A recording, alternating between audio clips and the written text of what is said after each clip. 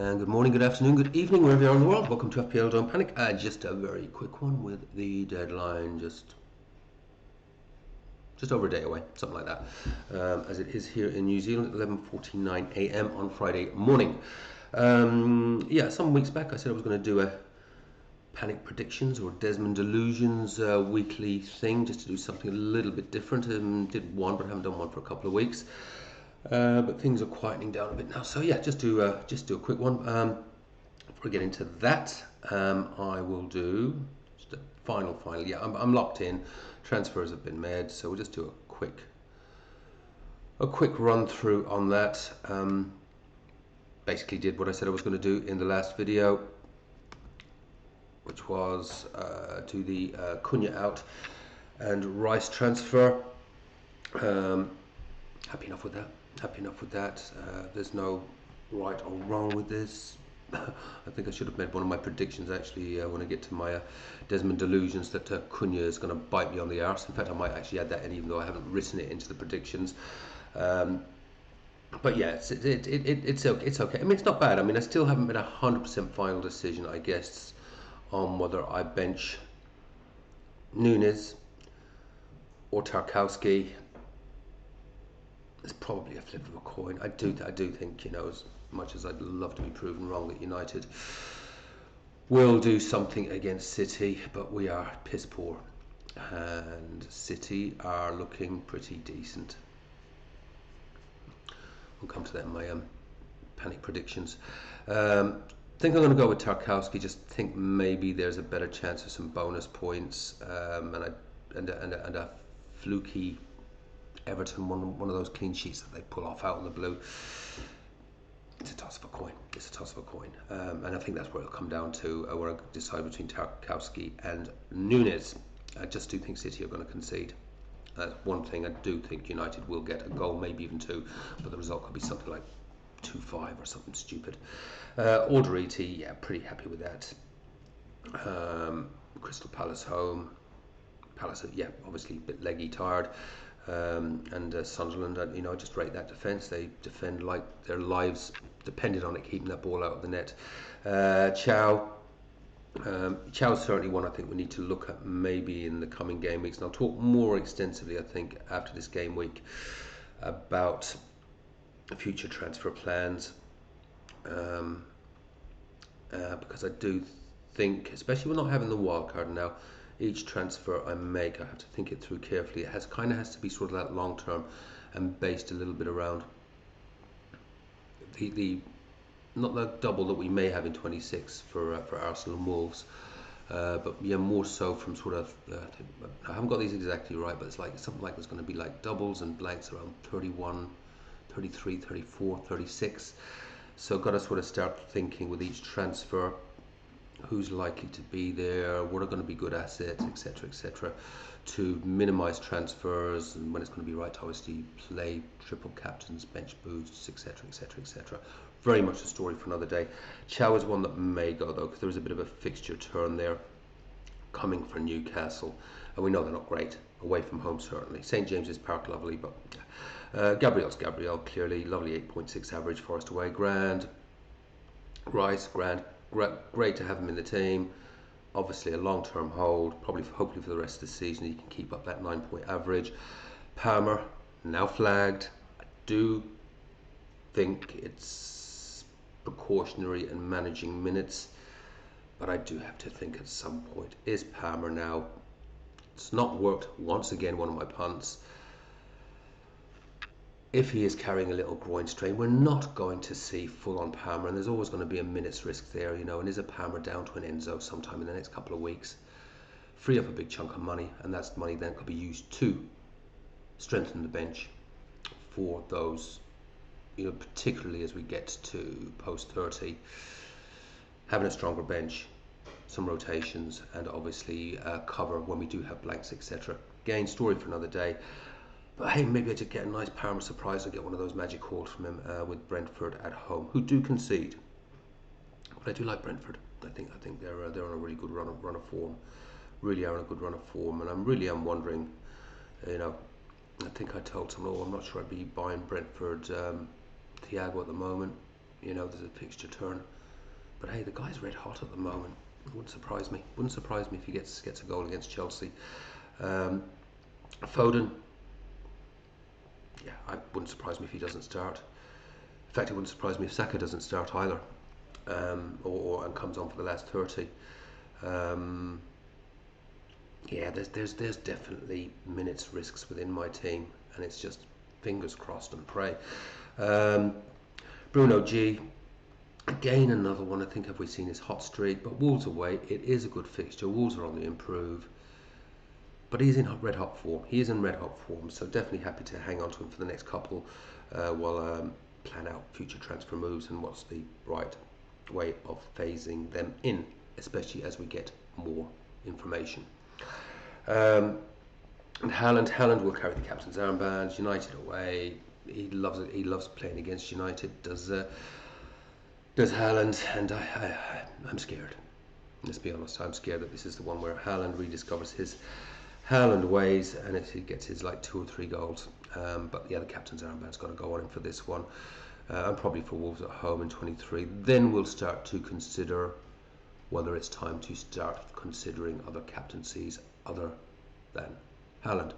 So yeah, just close this off as we move into this game week. Predictions 59. That excludes captaincy as per usual. Fingers crossed for some decent hauls in there from players not playing against United, and in that we get somewhere close to that. Then hopefully somewhere near the 70. Yeah, a Haaland goal, lovely. United win 3-1. We'll see. I don't think that's going to happen though, realistically. Right, and benches just Nunes at the moment, and at least I guess that maybe does cover a little bit, something reasonable on the bench if one or more players do get rotated. Although let's reiterate, Nunes may start instead of Tarkowski, but then again, Tarkowski will just give me a little bit of cover on the bench if there is, and I'm not even going to say a surprise rotation. I think Saka's a risk. I think Foden's a risk. Chow may be a slight risk. Those would probably be the 3. Bruno G, maybe. He's been playing a lot of minutes. Hard to see it. Hard to see it, but yeah. Lap of the gods, folks. Lap of the gods. Okay, let's do the Desmond predictions, or Desmond delusions, and play along. And let me know if you agree entirely. This is based on nothing more.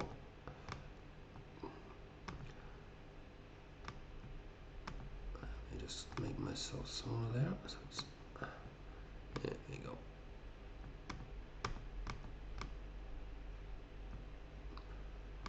Right, what do we got here? Any logic around any of these, or am I really are Desmond delusions? Yep.